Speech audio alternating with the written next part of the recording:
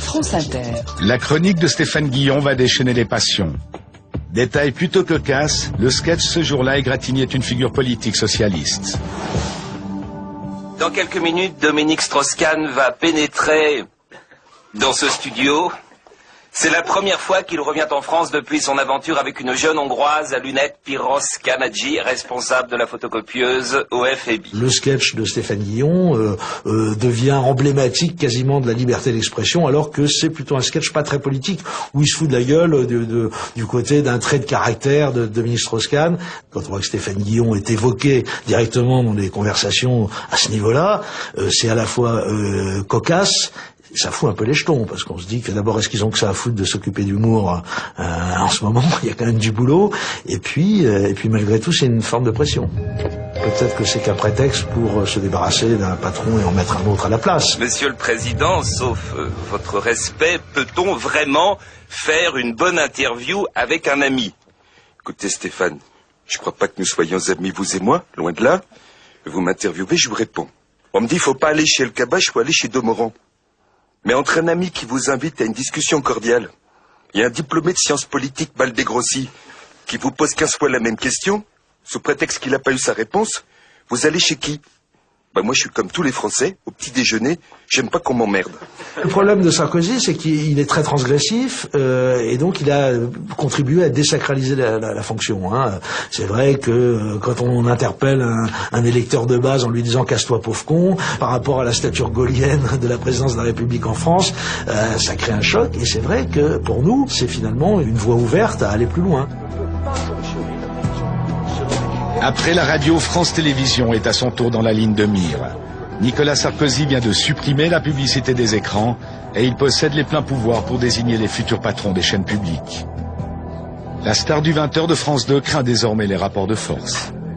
Je pense que le pari de Nicolas Sarkozy de décider de nommer dorénavant les présidents de l'audiovisuel public, Radio France, France Télé, directement, même si c'est encadré par le Parlement, le CSA, etc.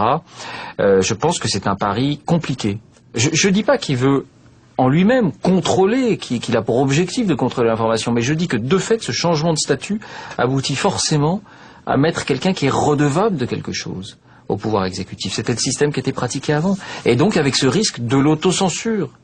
Parce que le président de l'audiovisuel public a autorité sur le directeur de la rédaction qui a autorité sur les journalistes. Je dis c'est un risque. Oui, en France, on n'a jamais eu un président aussi près de la télévision et des responsables de la télévision. C'est un problème de génération.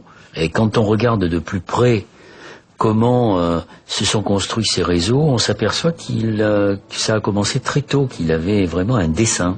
Donc dès les années 80, dans la ville de Neuilly, où il était un tout jeune maire, il devait avoir 24 ou 25 ans, il a créé une association qui s'appelait Neuilly Communication. Et quand on regarde quels étaient les membres de cette association, ce sont les mêmes qui aujourd'hui ont les clés de l'ensemble de l'audiovisuel privé. Ce qu'il faut savoir, c'est que ce sont les mêmes qui sont aussi propriétaires de grandes entreprises, qui ont des relations très étroites avec l'État. Qu'il s'agisse de Lagardère, qui est aussi un marchand d'armes, et qu'il s'agisse de Bouygues, qui aujourd'hui est présent dans le nucléaire. Donc tout ça est quand même très inquiétant quant au pluralisme, quant au conflit d'intérêts, et donc quant à la démocratie. Madame, Monsieur, bonsoir. Monsieur le Président, bonsoir. Bonsoir, merci de m'avoir invité. Merci d'avoir accepté notre invitation. C'est la deuxième fois dans l'histoire de la Ve République qu'un président en exercice se rend dans les studios d'une chaîne de télévision. Ça prouve que j'apprécie France Télévisions en général et France 3 en particulier. Merci beaucoup. Il est clair que le chef de l'État aujourd'hui a un rapport avec la presse qui est beaucoup plus proche et beaucoup plus direct que ça ne pouvait l'être avec ses prédécesseurs.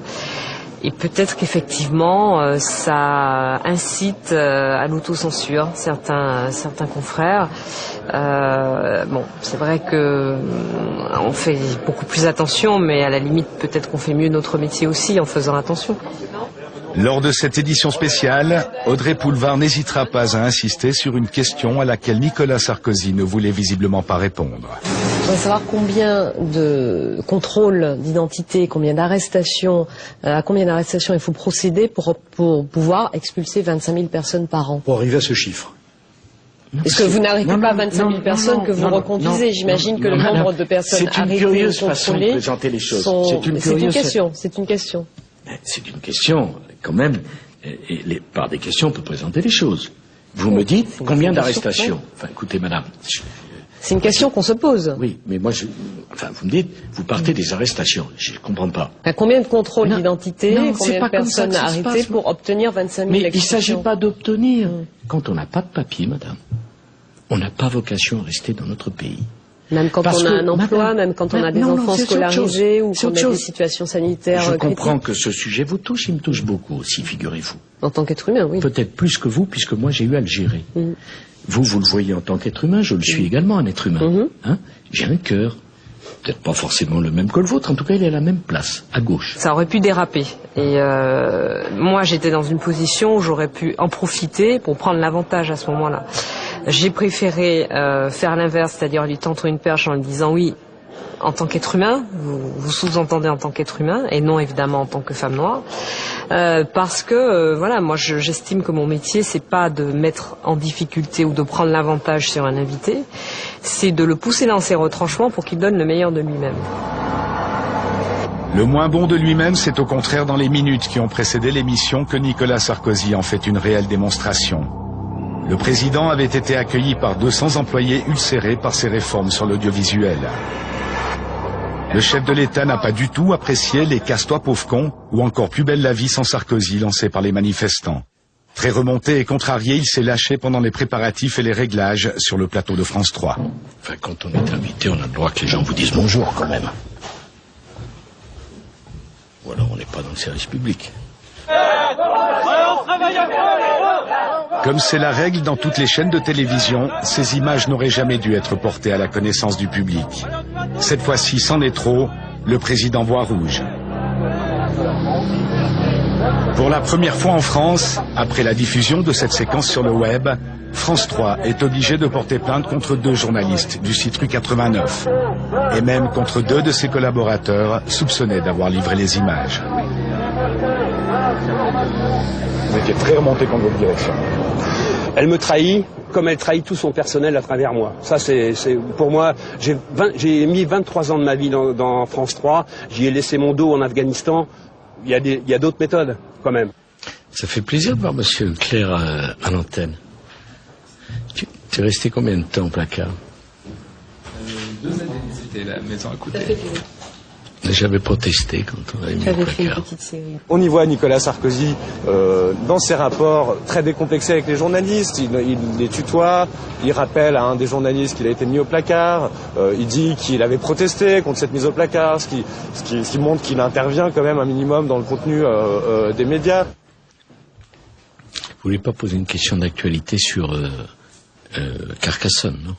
Je pense que c'est révélateur, oui, d'un climat qui est quand même de plus en plus inquiétant pour les journalistes, pour le secret des sources surtout et pour la liberté de la presse en France, puisque ces dernières années, on a vu beaucoup de convocations, de perquisitions, de journalistes placés en garde à vue aussi. On a l'impression que ça s'accélère et c'est étonnant puisque le président avait, au moment de son élection, un petit peu avant, rappelé son attachement au secret des sources.